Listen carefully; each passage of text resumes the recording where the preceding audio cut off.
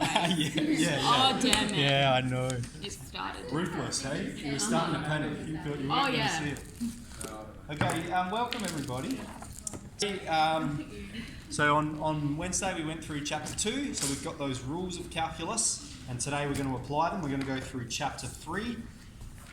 So that handout I've given you, I think I gave that to you when we finished the calculus test. So I think you've seen this before, okay? Alright, so this is a good handout because this is a really good chapter summary. So it really breaks it down. And we've got basically only 5 questions we'll go through today. So the first one is on tangents. So remember we have tangents and normals. And so we're going to do, so exercise 3A. Let's do, I've got the question here but I don't know what one it corresponds with. Oh, let's just do question 2A.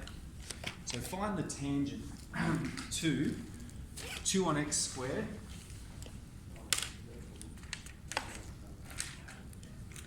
So this is f of x.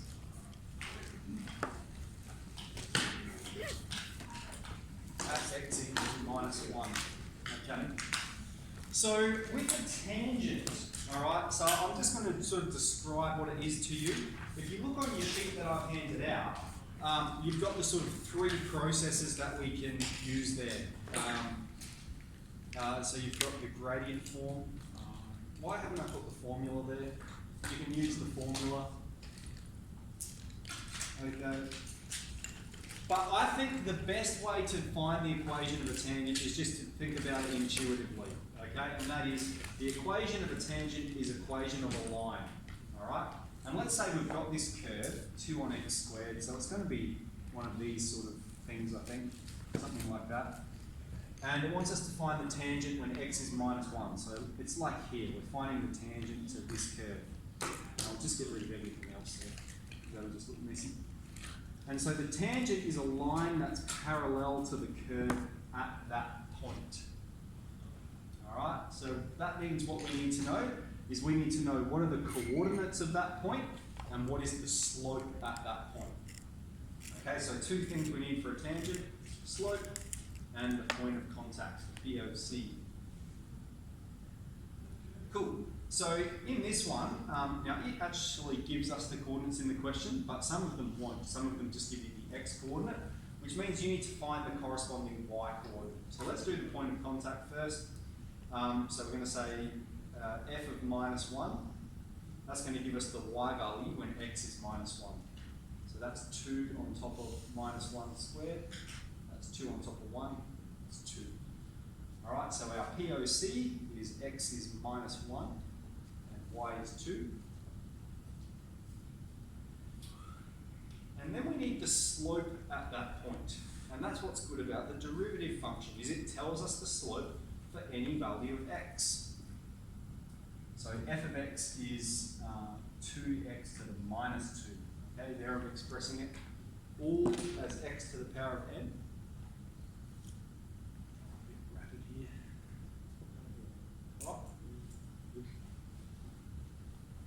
So then f dash of x will be minus 4x to the minus 3. We can represent it as minus 4 on x to the power of 3. And so we want to know f dash of minus 1. And so we're going to substitute minus 1 where the x is.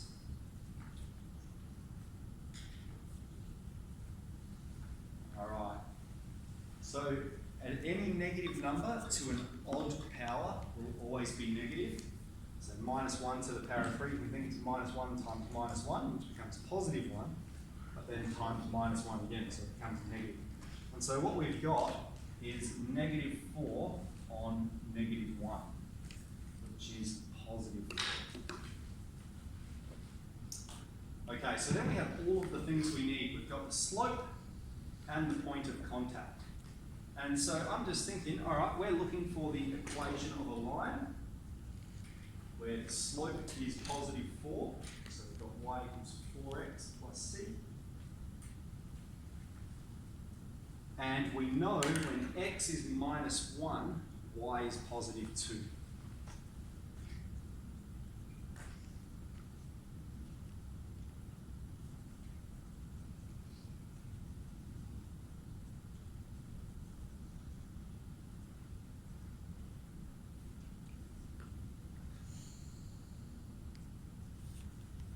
And then we have the equation of the tangent.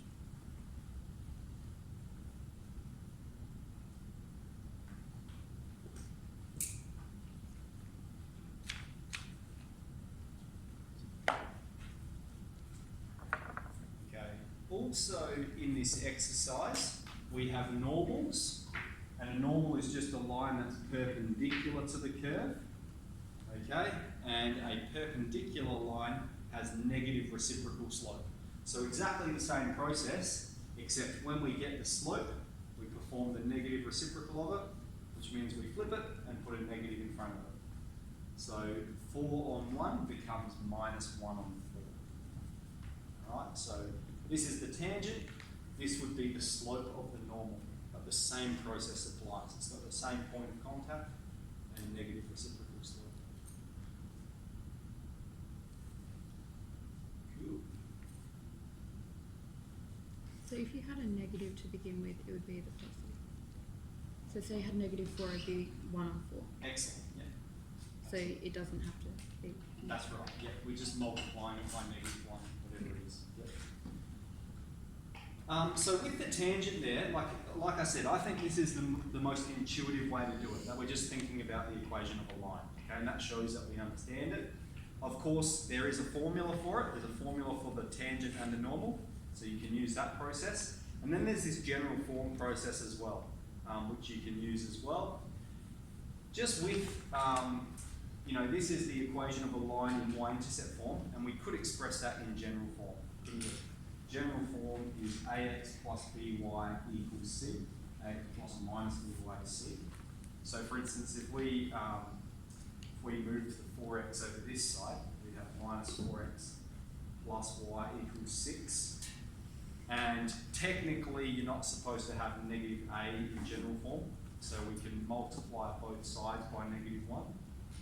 And we have 4x take y into negative 6.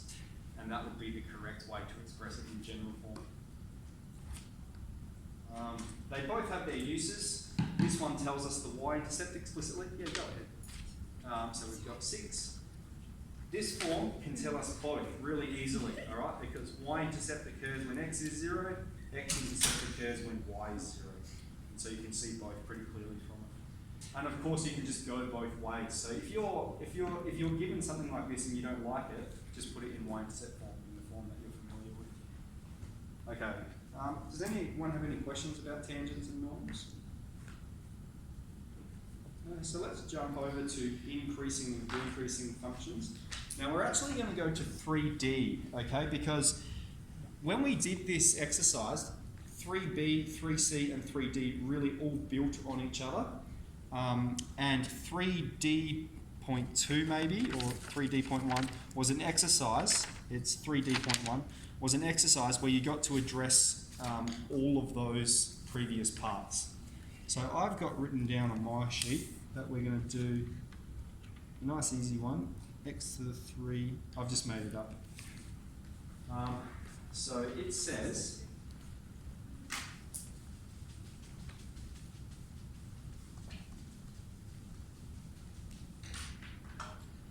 f of x is x to the 3, take 3x squared, find when increasing and decreasing,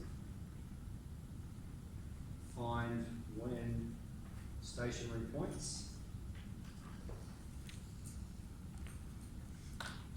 intervals concave up, concave down, and points of inflection. Okay. So the summary sheet there is really good because it goes over increasing and decreasing functions. So, a function, I'm just going to draw this curve here, all right? you just got to imagine you're walking along the curve, okay? And if you're walking upwards, that means the function is increasing. If you're walking downwards, that means the function is decreasing. Okay, so let's say this is some f of x. And we're always talking about as x increases. So we're always moving from left to right. Okay, you'd never move from right to left because then you might say, oh, well, I'm increasing. Actually, the function is decreasing as x increases. So we're always talking about moving from left to right. And so what you'll notice here as well is that the slope is positive. Okay, so if it has positive slope, that means it's increasing. If it has negative slope, that means it's decreasing. And so the way we solve these problems is we find the derivative and we draw its sine diagram, because the sine diagram tells us when it's above the x-axis and when it's below the x-axis. So I might actually graph both just to really draw out the relationships here. So,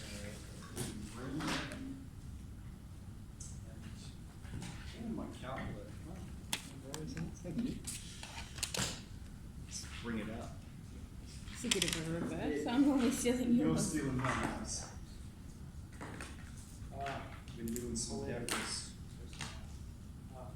Take 3x squared and let's just do a standard. Beautiful. It's a beautiful graph.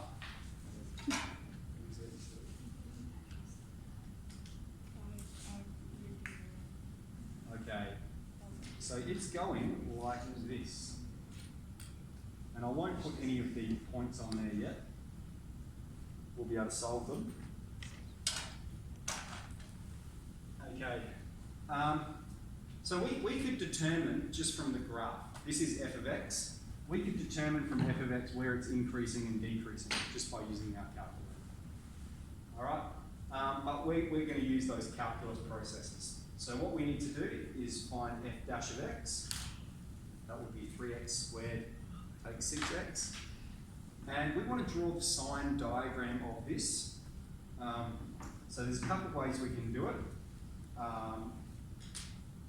So I'll just explain my thinking of it. I've factorized it. I know that the roots are x is 0 or x is 2. And so then I just draw a sine diagram. And what I might actually do is go over here and do it. And then I'll put another function in here as well. 0, 2. And I'll explain my thinking as well. All right. So of course you can graph this and see when it's above and when it's below, but let's be intuitive here. We know that this is a quadratic. We know that it's a is greater than 0, which means it's positive. It's opening upwards, and so that with regards to its roots, it's going to be positive, negative, positive. So there's f of x. Let's now sketch f dash of x below it.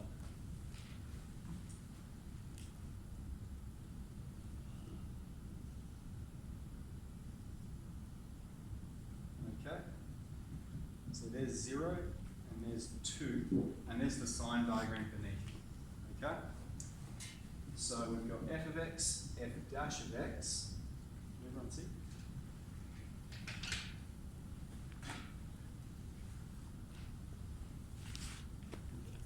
So let's, firstly, I mean, if we graph f dash of x, we can just get the sine diagram straight from there. Okay, we can g-solve the roots, we get 0 and 2. We can see here it's above the x-axis, so it's positive. Here it's below the x-axis, so negative.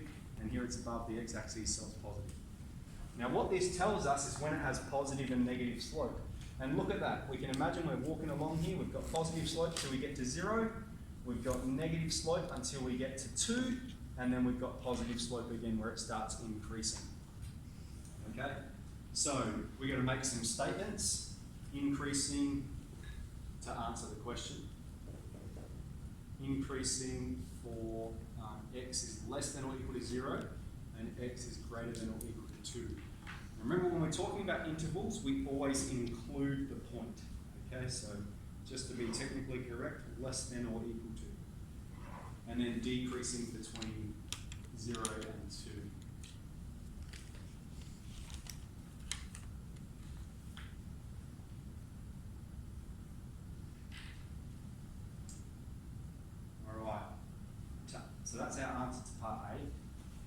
answer part B straight away as well. Part B says determine any stationary points. All right. So that means we can look here and we can see there's a local max here and a local min here. Our sine diagram also tells us that, okay? Because what it's telling us is we've got positive slope and then we've got negative slope. So it means it's going up and then going down. It means we've got a max at that point. Similarly, we're going down and then coming up, so we have a min at this point. To find the y values, we just substitute the x values in. So if I go f of 0 is going to be 0, and f of 2 is going to be 2 to the 3, take 3 times 2 squared. So 8 take 3 times 4, so minus 4. So we have a local max at 0, 0, local min at x is 2, y is minus 4. They're the stationary points. Mr. Rowe, Yes. so that sine diagram, is that for f dash of x or f of x? This is f dash of x, sine diagram of f dash of x. Right. Yeah. Yeah, there's lots going on. And if you were to find the sine diagram of f of x, you just put It doesn't tell us negative. anything, yeah. Doesn't it? So you would, I'm going to say probably never find the sine diagram of f of x. Mm-hmm. Okay, we do that in year 11 just to get used to drawing sine diagrams. Okay. But year 12 onwards, it's either f dash of x or f w dash. Okay. Okay. So that's when it's increasing and decreasing. And now I've made that point on the page here. So we've got stationary points occur when the function is neither increasing or decreasing. And so we've got local max is what we've seen there, and local min is what we've seen there about any value a.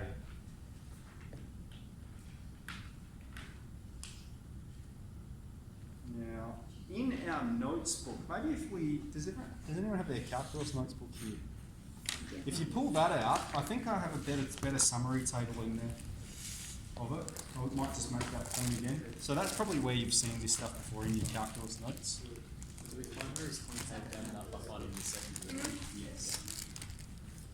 Yeah, go to stationary points and you'll see this beautiful table there that I've worked on a bit because yeah, Sam's got to open them. Thank you.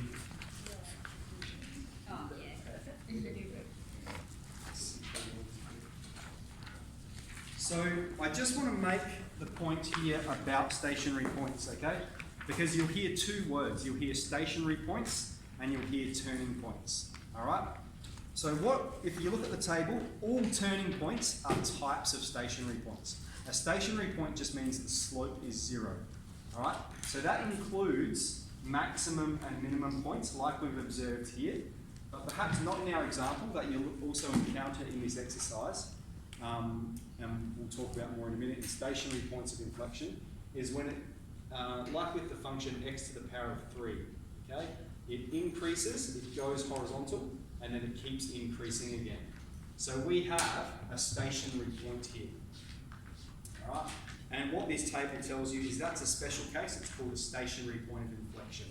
And so the sine diagram of f dash of x is like this. It's positive, positive, or negative, negative. Okay? If you ever see that on f dash of x, that means it's a stationary point of inflection. Okay? So it goes up, it goes horizontal, and then it keeps increasing again. Oh, yeah, good point. So you're the camera operator. Sorry. I'll let the team down. Sorry, guys. Thanks for that. So, moving on then, let's answer the next part, which is when's it concave up and when's it concave down.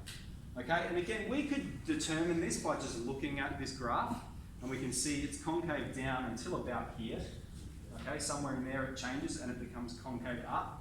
And I think it'd be safe to say that point is halfway between these 2 points. Okay, we're going to prove that though, because what we're going to do is find the second derivative.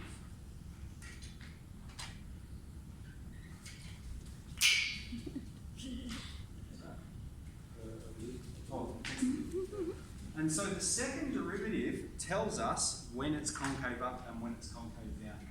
So we've got f dash of x is 3x squared takes 6x.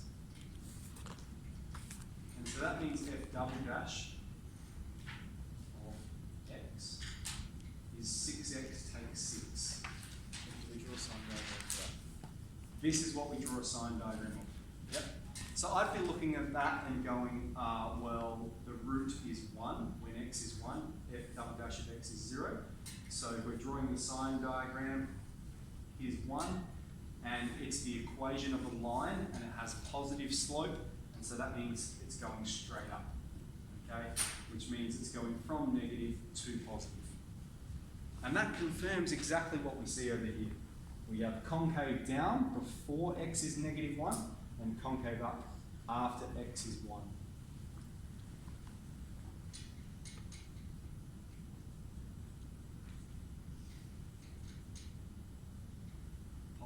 Sorry, I said negative.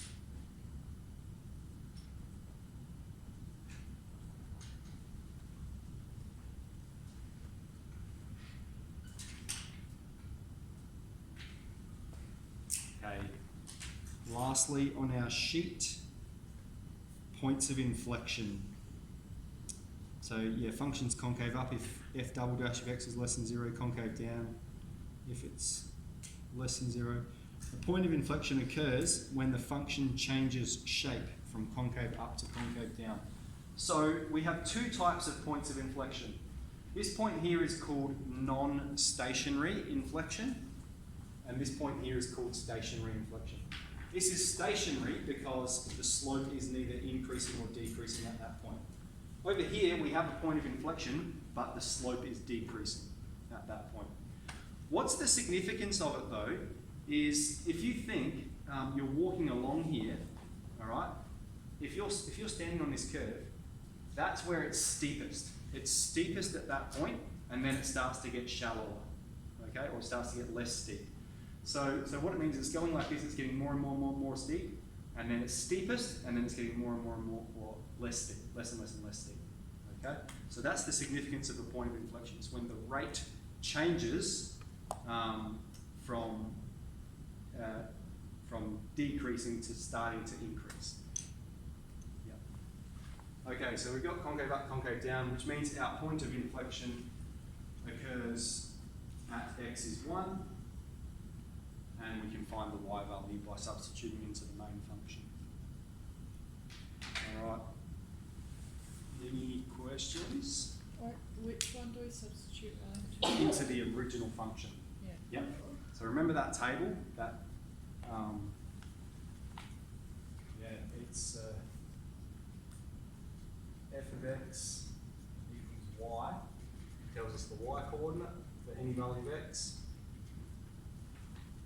F dash of x dy on dx tells us the slope. Okay, so we could add another column here because we've just talked about that. All right, so look at this relationship, okay? Slope and rate of change, all right? So if we have f of x, that tells us the y value. If we have f dash of x, it tells us the rate of change of y, okay? So then the answer, f double dash of x tells us the rate of change of the slope, all right? And then you can even go further. The rate of change of the rate of change of the rate of change. All right. I've got a question, not about this, but about tangents and normals. How are they useful for this sort of stuff?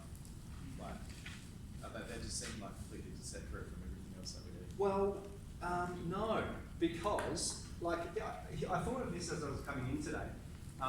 Like a really good example of how they integrate calculus and integration is they might have something like a curve, and you have to draw the tangent here, and then find the area enclosed by that region. So you see there's calculus, and then there's integration together. Okay, so we'll move on. So that's what we've done there is 3B, 3C, 3D. And so that 3D question 4 is a good exercise if you want to practice those skills, because it just gets you to do all of them all of those types of skills. So then we have kinematics.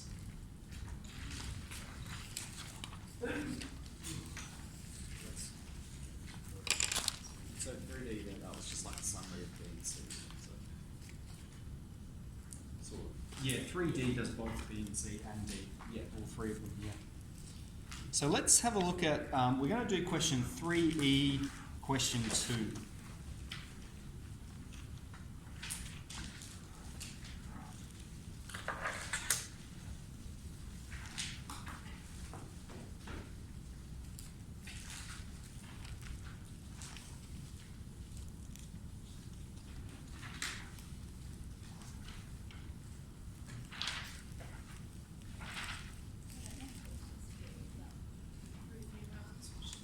Oh, So- I don't remember. S of T,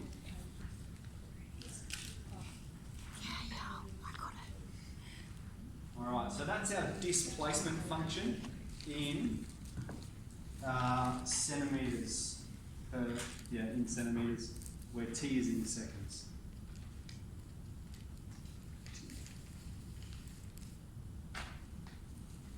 Okay, find the velocity and acceleration. So velocity is the rate of change of displacement, acceleration is the rate of change of velocity. So we'll just do them here.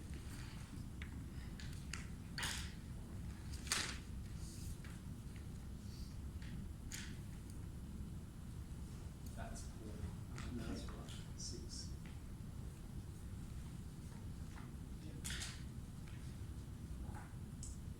Okay, find the initial conditions. So that means find, so that's part A. Part B, find S of 0 will be -1. V of 0 will be 12. And A of 0 is 0. So if we're going to state the initial conditions,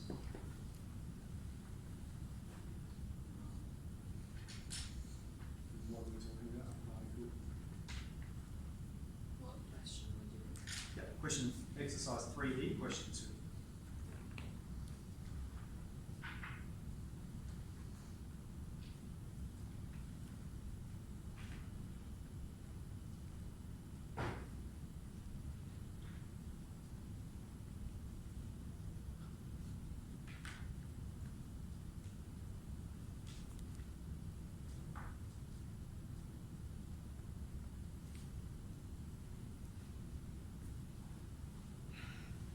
So initially, 1 centimetre left, we've got positive velocity, which means it's moving right, and acceleration is 0.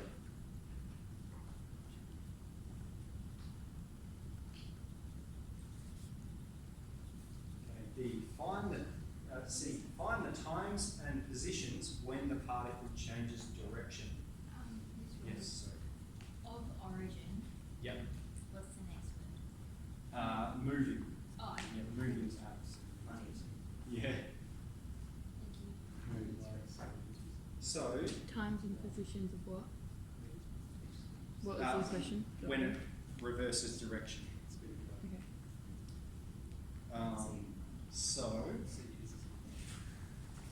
it changes direction when its velocity goes from positive to negative. Okay? So what we need to do is draw the sine diagram of the velocity function. So if we've got 12 take 6t squared, we want to find when this equals 0.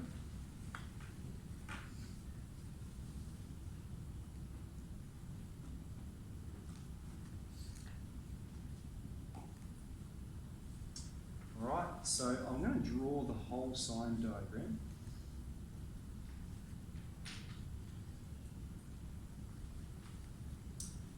Now, in kinematics, we don't consider negative values of time. Okay, but if we're going to draw this sine diagram, this time the quadratic has a negative value of a, which means it's opening downwards. Again, you can just do all of this in your graph calculator. You can graph it and see when it's above, when it's below. And so what we have on the sine diagram is negative, positive, positive, negative. All right. Now we don't consider negative values of time. So really, we're only looking at this part of it, where it goes from positive velocity to negative velocity. And so it changes direction when t equals root 2.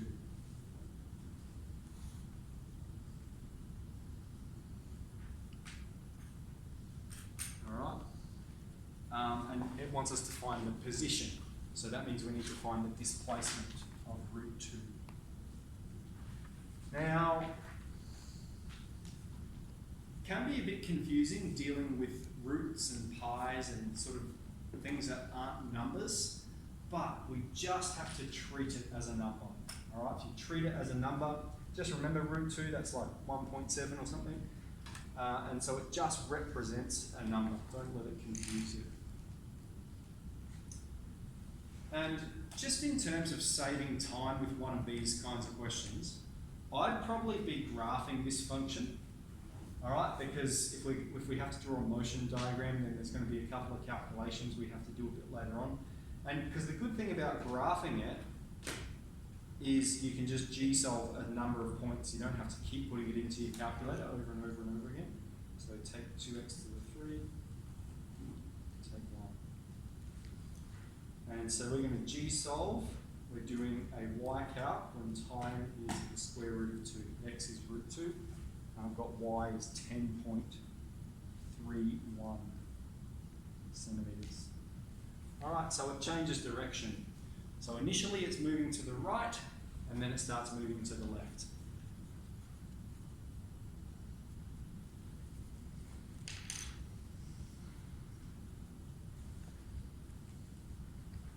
Okay, when is speed increasing?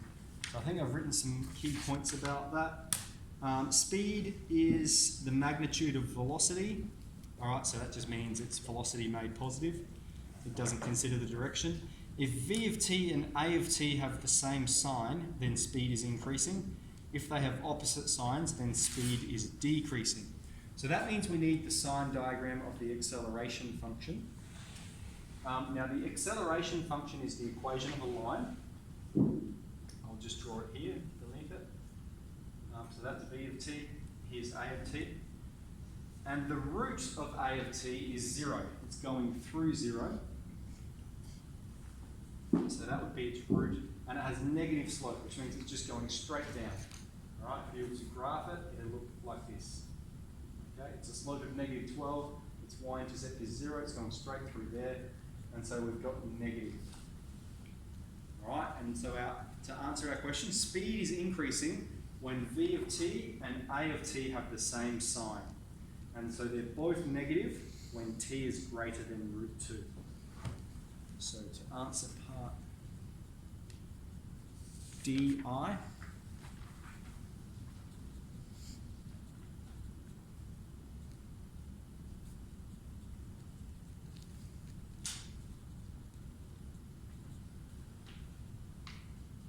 okay, again, if you're not sure how I'm getting these sine diagrams, you can graph the acceleration function and see.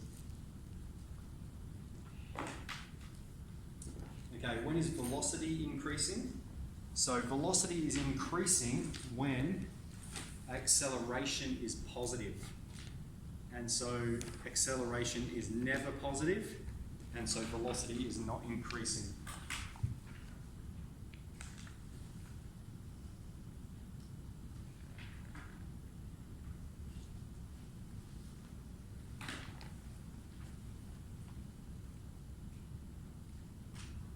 When velocity is increasing. Yes, sorry, when the acceleration function is, yeah, so velocity is increasing when acceleration is positive.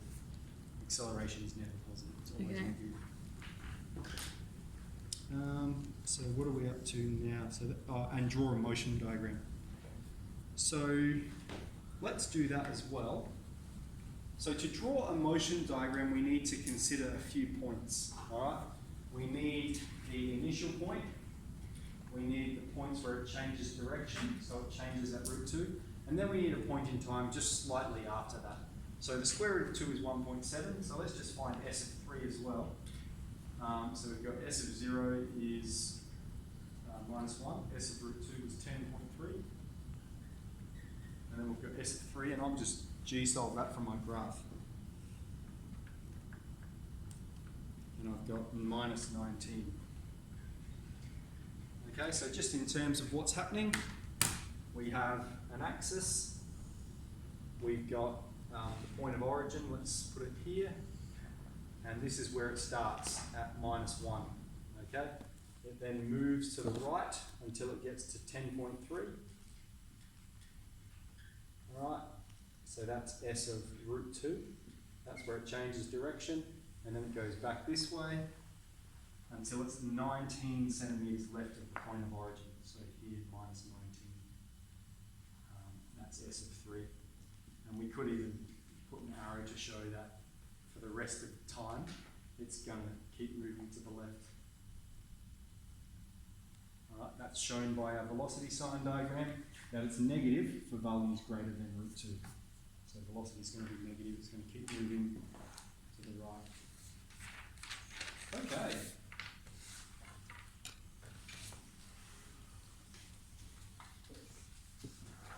So 2 more. So we're on to rates of change, 3F. We're doing the one about the pine trees.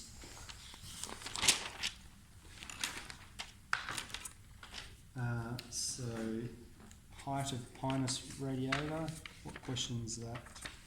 2.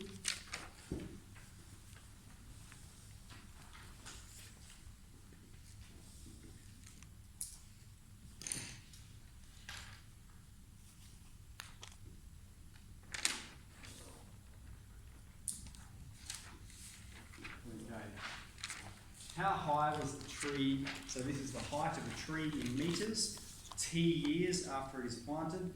How high was the tree initially? This is 3F. 3F question 2. So the height of the tree initially, so that means when time is 0, and so we'll have 20, take 97.5 on 5. I'm sorry.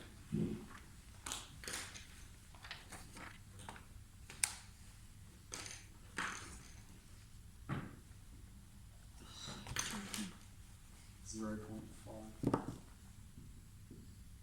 meters.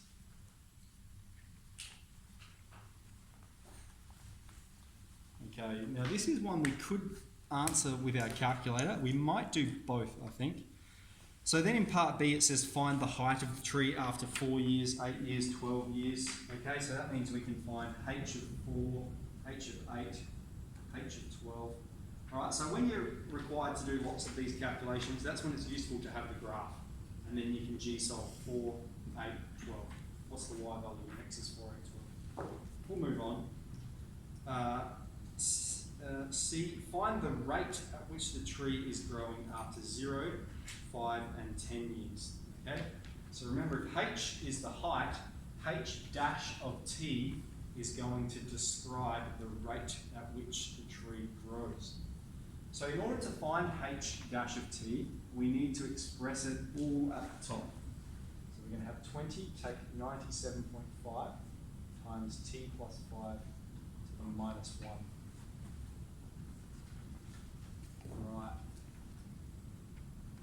And so when we differentiate, we're using, alright, that's, we just treat it term by term, that's going to disappear. Here we've expressed it all as f of x to the power of n. And that's what we have. We have a function to the power of n. So that's chain rule. Okay, we revised that Wednesday.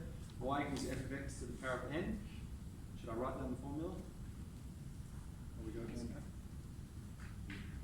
I'll write it down. So if we have y equals f of x to the power of n, then dy on dx is n f of x, n take 1 times f dash of x. Alright, so here the 20 disappears. We're going to have that minus 97.5 just hang out there. And then this is going to become minus 1 t plus 5, so minus 2, okay? And f of x, n take 1, and then multiplied by the derivative of t plus 5, which is just 1. Okay, so that's h dash of t. We we can try and express it nicely if we want to. We've got negative and negative will cancel. We'll have 97.5 at the top and t plus 5 squared at the bottom. So that's h dash of t. And then, then we can calculate the rates. Okay, so what's the rate at which it's growing when time is 0? So h dash of 0 is h dash of 5 is h dash of 10 is.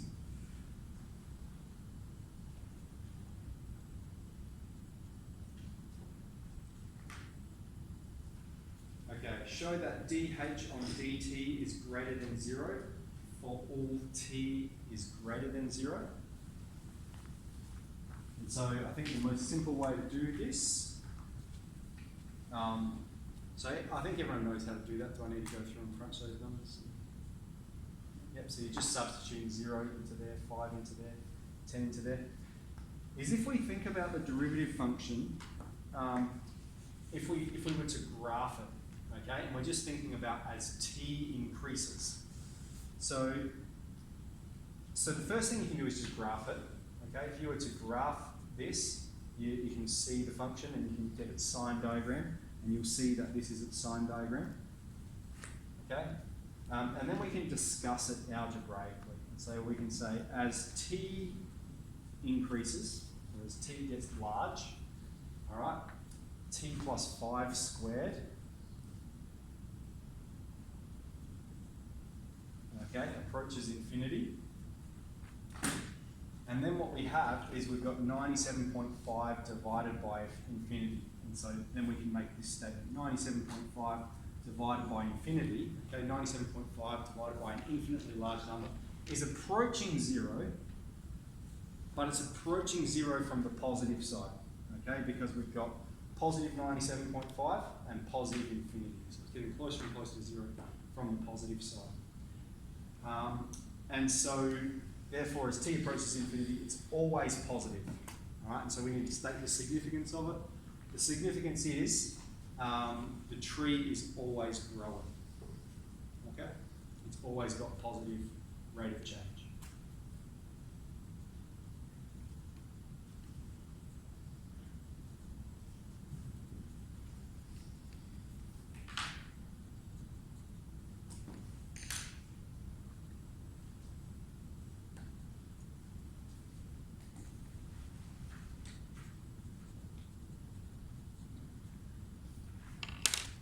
Okay. Now just on that one, remember, I won't go through and show you right now, I'll just tell you, on your calculator, okay, there's 2 settings you can have. Let's say that I was to graph this h function, all right, and I'm just hypothesizing, I think it'll look something like this, all right. This is h of t. Now you can trace along here, okay, by pressing F1 on your graph mode, you can trace along, and it can tell you the coordinates. But you can also have a setting such that it tells you x, it tells you y, and it tells you the slope, okay? So in your menu, if you press Shift menu, you'll see there's an option for derivative. That can be on or off, and that's going to dictate whether this pops up or not, okay? That's the first thing. The second thing is if we've got y1 is h of t, remember we can go, oh, y2 is d on dx of y1, and it can graph the derivative function for us. So even if we don't know how to work out the derivative function, we can still get it from our calculator. Okay? All right, last one, optimization. So I've got the one about the 2 litre box. Question 3.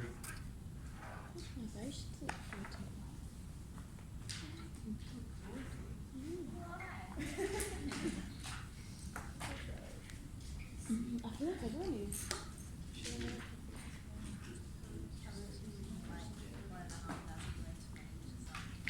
You have? Yes, my brain's dead. That's so good, Chef. I know, but now I'm tired. Oh, sorry. Sorry, Jemima. Right. So, a 2 litre box. enjoy editing that out. A 2 litre box has a square base and an open top. Its dimensions are labelled in the diagram. Explain why y equals 2000 on x squared. Okay, so volume is going to be equal to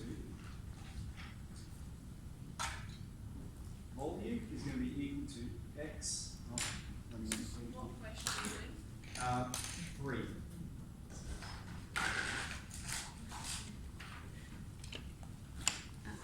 Oh, look at that. Volume is equal to the base times the height, isn't it? So it's going to be x times y. And we're told the volume is 2 litres. Now, 2 litres is 2,000 millilitres or 2,000 centimetres cubed. We know that from our wine glass folios. And so we've got equals x squared times y.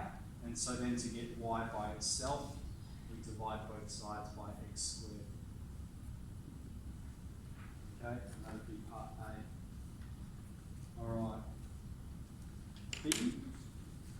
Show that the surface area of the box is given by, and we've got this equation here. Now, it's an open top, so that means it doesn't have a top. But the surface area is going to be the base plus the 4 walls. Right, so that's going to be x squared plus 4 times. Now each wall has a base length of x and a height of y. But y is 2000 on x squared. So we'll sub that in there because we want it all in terms of surface area, in terms of x.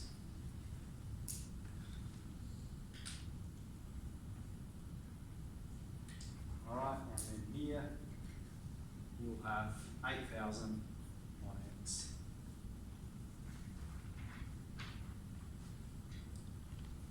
Okay, find the dimensions of the box which minimise its surface area. Okay, so maximum and minimums, optimal solutions occur when the derivative function equals 0. So here's SA is x squared plus 8000 x to the minus 1. So SA dash would be 2x plus, take x to the minus 2. Is that part C? Yep. Yep, so that's part B. We've done the show, and then C, find the dimensions. And so what we're trying to find is when the derivative of surface area is 0, okay? Because when the derivative function is 0, that tells us the optimal solutions. So we've got to find, this is 2x take 8000 on x squared, and we're trying to find when that equals 0.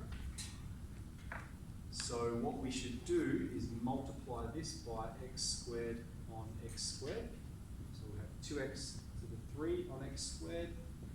I'll just show you what we're doing. Alright, so I multiplied that by 1 so that they have the same denominator. And so we can say, alright, then we've got 2x to the 3 take 8000 on x squared. Okay, everybody okay so far? Times both sides by x squared is going to get rid of that denominator.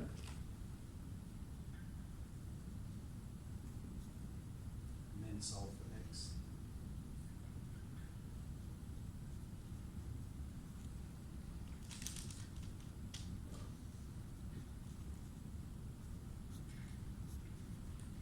So let's get that to a couple of figures.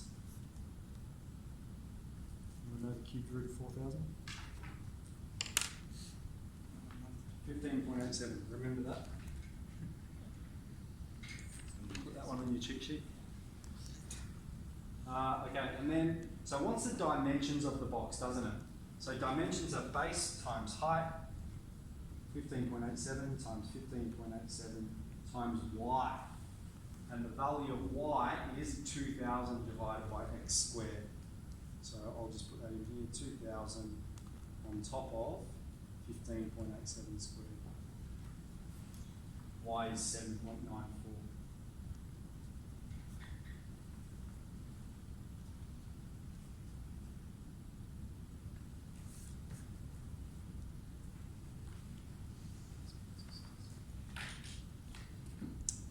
how did you find that?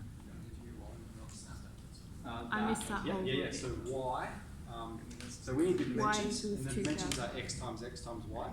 Right. And so we've got 15.87, 15.87, and this is what y is. It's 2,000 divided by 15.87 squared.